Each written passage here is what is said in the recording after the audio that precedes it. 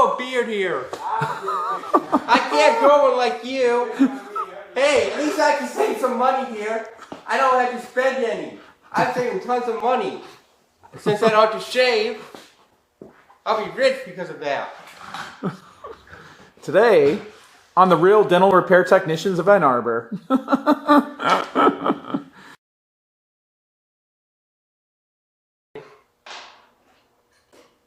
All right. Today what we have is a ADEC dental chair. It's a 1021 that we are refurbishing for a customer. And one of the things that we've identified is that the foot pedal is leaking air. The foot pedal is leaking air when it's depressed, which it should not. And it also lightly leaks when nothing is, when it's not activated. All right, so Daniel will be helping me today to accomplish the repair, and we will together be talking you through what this repair looks like. The parts that we're using today, we anticipate needing are basic pliers, screwdriver, Allen wrenches, and a DCI repair kit. The first thing Daniel's going to do is he will unwrap everything. I'll help here. We've got some instructions. Daniel's going to get everything laid out. What I've learned with these repairs is all these parts may or may not be used. It just depends what we are faced with when we open the unit up. Overall, though, the DCI kits are extremely good for having everything that generally that you need. And the instructions are very thorough. So DCI actually provides all of their instructions online as well. So for research and for understanding the way that these foot pedals work, this is a very good resource for technicians and for staff members. The number one thing that I've found with regard to foot pedals is that when they are problematic, customers will try to take the foot pedal apart with pressure, and what happens is all the parts will shoot out all over the place and they'll create a big problem. So first thing we're going to do is we're going to go ahead and we're going to turn off the dental unit.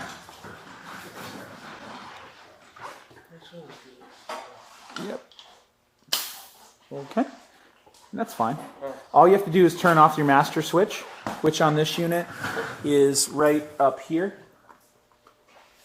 That's your master. Okay. So with the power off, we should push on the foot pedal, and there'll be some pressure, but then if you push it a second and third time, you're not going to hear anything. That's your number one indication it's safe, is when you try to activate it. If nothing happens, then we will, you know you're safe. So Daniel, go ahead and flip that foot pedal over and take off the 4 screws that are holding the top cover on. And this is where I'm going to accelerate the video. This is where you're going to do like a little rabbit. First one, you know. Just showing the line, and then you get the other, like, just fast forward it. Yeah, we'll fast forward through it. Yep. But as long as you show the line where they are. Yep.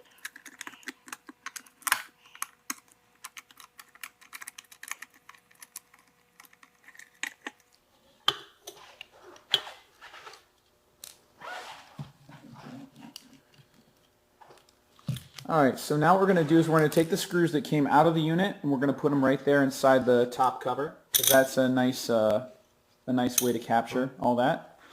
So now what we're looking at here is we're actually looking at this zone right here, and this is the main part that we're going to look at rebuilding.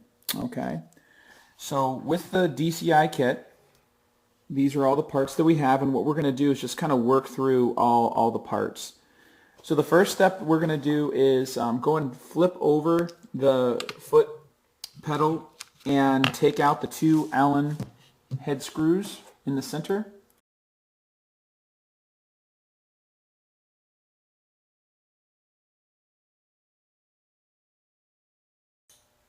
Okay, and once those are out, that whole assembly will become dislodged. Now, something to keep in mind is there is a one large sealing O-ring, and then on the inside there are 2 brass little, where are they? there's a larger O-ring that's right there, and then there's two little brass pieces, and then there's two smaller O-rings. So we're going to use our pick here to go ahead and to fish out the brass pieces. Yep, there's holes on the inside, so go ahead and, yep, just gently so you don't score the, there you go. Put that right there. Yep. And then there's another one if I'm correct.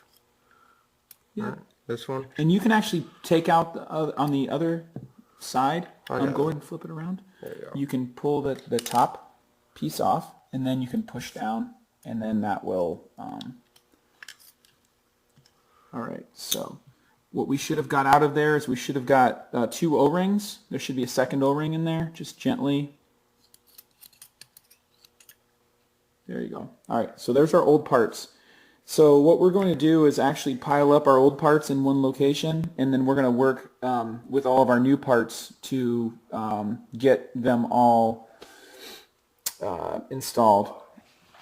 For lubricant, we use faucet grease from Lowe's or Home Depot, and that is a on the shelf near all the faucets. That's all the faucet repair pieces. Okay, so we have faucet grease and we have Q-tips. The first thing we're going to do before we start reassembling is we're going to use the Q-tips to go ahead and clean out the internal space. And we're just going to go around in a circular kind of around motion, and we're just going to keep doing that until everything comes out clean. See how dirty these are. All right. Yep, so there's a little bit of dirt there.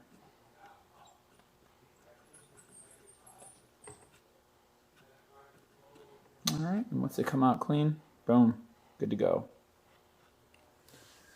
All right, so first things first, we're going to go ahead and lubricate the one of the two smaller O-rings. The way we're going to do this is we're going to put lubricant on your fingers, just tiny, and then just a little bit, and then you're going to just kind of rub the O-rings together and just kind of get a little bit on them. Yep, and then you can do the other one as well. All right, and there's that other O-ring that's right there. Yep, you just one dab will lubricate everything, and then there's the last O-ring that's right there. Yep. So that should come out of the top there.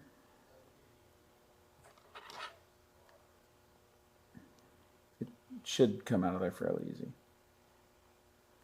Things move around when they're packaged. There you go. Yep, just rub. Yeah, there you go. Good to go. You just need a little bit on there. So first thing we're going to do is drop in one O-ring, one of the small O-rings into the top into the bottom. Yep. All right, just drop one in there.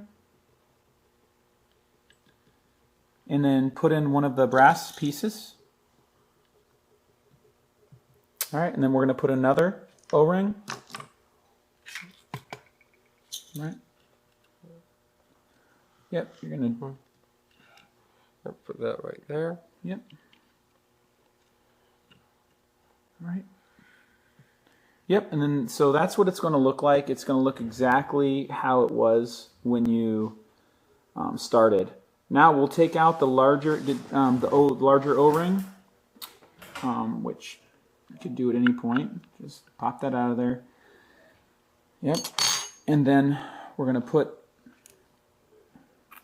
the other O-ring on top, and that is that. Now we'll take one of our Q-tips and we'll wipe down the surface where it actually seals against the bottom of the foot plate. Yep. Just wipe that down, especially, well, more in the middle. Yep, more in the middle where it kind of seals because it uses the paint to actually seal. All right, so that's all back together, or all ready to go. Now you flip it back the way that it was, and then line that up, and now you can put those two hex screws back in.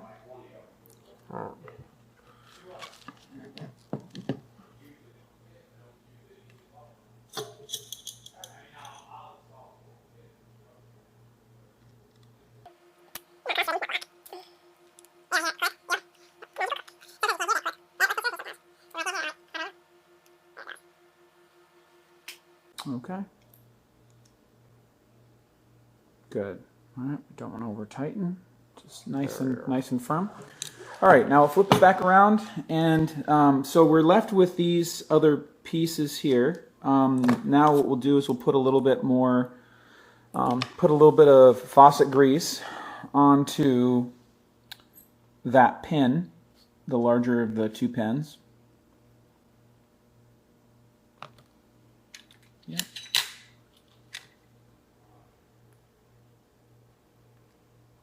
Yep. And then we'll go ahead and put that through the white hat piece. Yep, it goes like this, right? Yep, and then also don't forget the spring, because the spring goes on there. The spring is what causes it to return. So I go like this. There you go. Yep, and then just go ahead and test it up. The cap actually, that's a easy mistake to make. The cap actually goes the other direction because the cap sits on the inside of the spring. There we go. And I'm showing them the wrong way so they know the right way. Yep, that's okay. You were just testing them. All right, very good. That is how we want it to look. It should be very smooth, and all right, there should not feel any obstruction. At this point, if we want, we can go ahead and take a rag and clean out the foot pedal itself. This is always a good opportunity to kind of clean some of the funk out from there because with the top cap being off, it's a good time to be able to kind of get it looking nice again. All right, so now we're going to wipe down the foot control housing, kind of get it cleaned up, nice and pretty.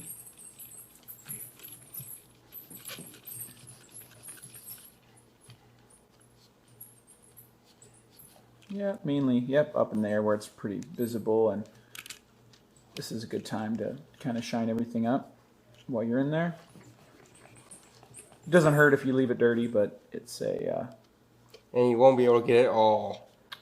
No. Sometimes it's engraved in there. Yep. And then what I also like to do is... Oh, okay. So you're using the scaler to make a little bit of a get further in there. That's good. Okay, that looks great. Yep, see how much nicer that looks? All right, so from this point, what we'll do is we will put the top cover back on. So we should have our 4 screws left. All right. We have these little it goes magnetic on this way. Yep.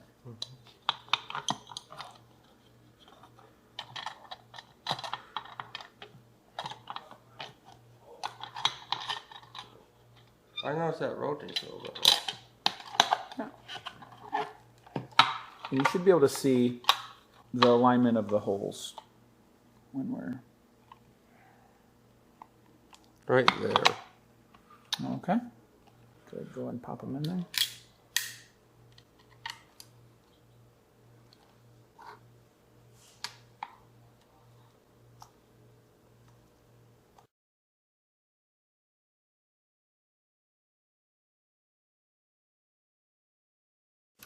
And we just want these to be mostly tight. We don't want them to be over tightened.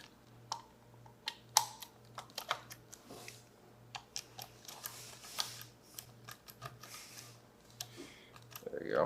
All right, awesome. Okay, so now the next thing that we're going to go over is the replacement of the toggle.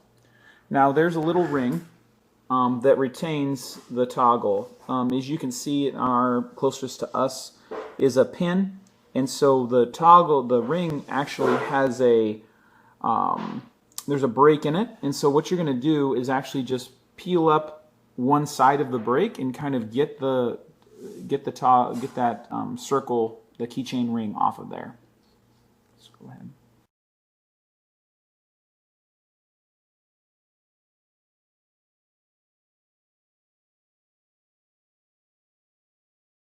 Very good. Okay, we'll just set that down. We have to reuse that part.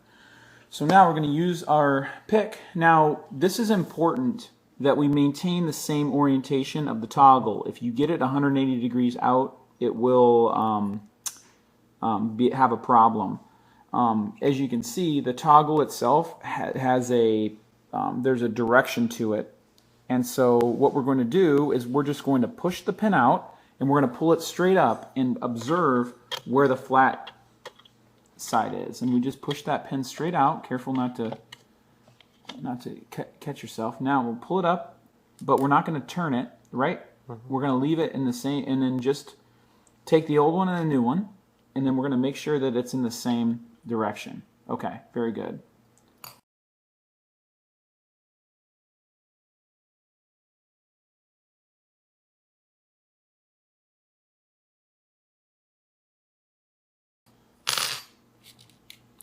Or should we replace that spring or? Nope. The thing about these kits is sometimes they come with an extra part, and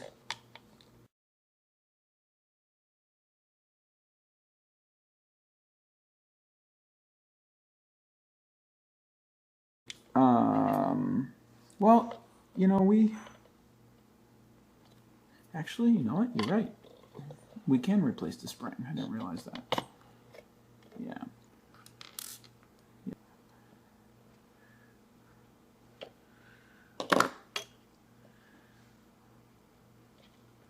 I got the idea now. What I can do. Oh, there you go. Use that pin to hold support it. Good. All right, so there we go. There's the. Okay, so we'll pull. Okay, and put that other spring in there.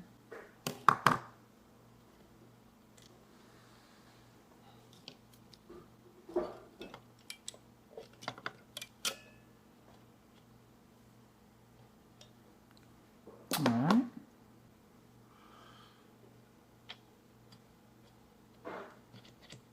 Okay.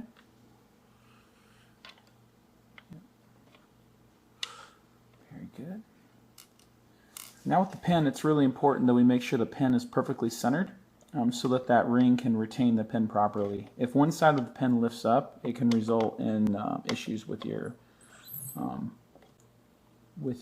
want me to show them water that? not activating. No, just keep putting it together.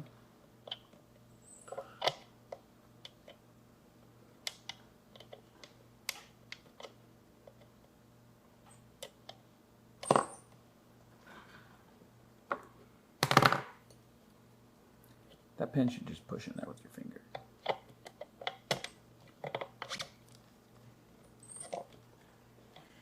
There, but I want to make it perfect. There we go.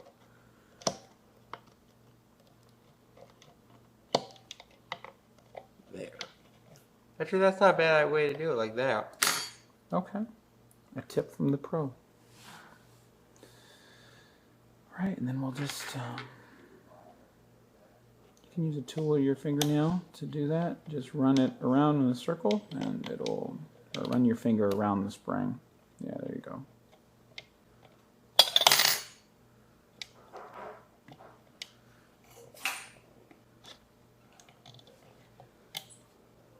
Okay. All right, let's power it up and see if our...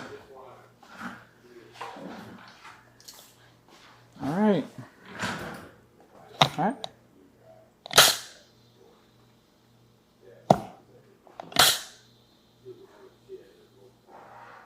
That's good. Okay, very good. Nicely done. So that's how we rebuild a foot pedal with the DCI part number 6163. And just FYI, these foot pedals are they're right in around the $140 range, and the kit is around. It's under $20. So this is a really good thing to be able to do. This is not hard, as you can see. It's taken us about 20 minutes, just taking our time here. And this is but it's a relatively easy process. I would say definitely, I would not engage in this repair unless you have an ability to replace the foot pedal if needed. There are times where this foot pedal repair is not enough to restore operation to a foot pedal. And definitely make sure you have the proper kit. This style kit is what we need for this foot pedal. Nice job, Daniel.